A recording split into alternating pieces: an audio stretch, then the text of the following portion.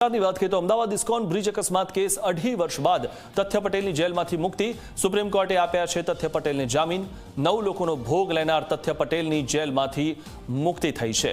ત્યારે 9 લોકોને કચડી માર્યા હતા આ તથ્ય પટેલે અને હવે તે જેલમાંથી મુક્ત થયો છે અને તેને જામીન મળ્યા છે. સુપ્રીમ કોર્ટે આ જામીન આપ્યા છે. સુપ્રીમ કોર્ટે આપ્યા છે તથ્ય પટેલને જામીન. આ વિશે વધુ માહિતી મેળવી અમારા સંવાદદાતા ઉદય રંજન પાસેથી. ઉદય, જે આ હત્યારો છે 9 લોકોને કચડી માર્યા હતા અને તેને હવે જામીન મળ્યા છે, સુપ્રીમ કોર્ટે જામીન આપ્યા છે, શું વધુ માહિતી? જરૂરથી જો વાત કરવા મિથુન, તો સુપ્રીમ કોર્ટે જે જામીન આપ્યા બાદ જે છે કોર્ટની કાયદેસરની જે કાર્યવાહી હોય એ કાર્યવાહી 5 વાગ્યાની આજુબાજુ પૂરી થઈ હતી.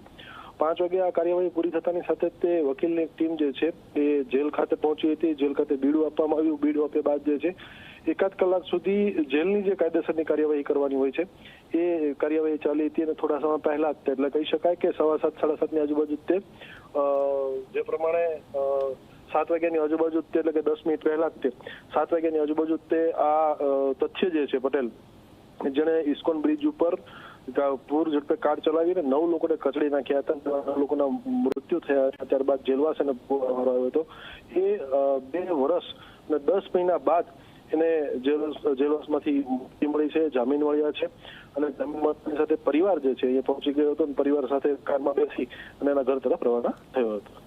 જી, આભાર ઉદય માહિતી આપવા બદલ. તો 9 લોકોનો ભોગ લેનાર જે આ તથ્ય પટેલ છે તે હવે જેલની બહાર આવ્યો છે.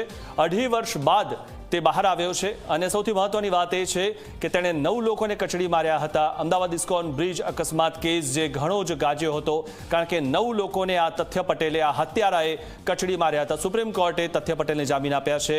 ત્યારે 2.5 વર્ષ બાદ હવે આ હત્યારો બહાર આવશે. ફટાફટ સમાચારોમાં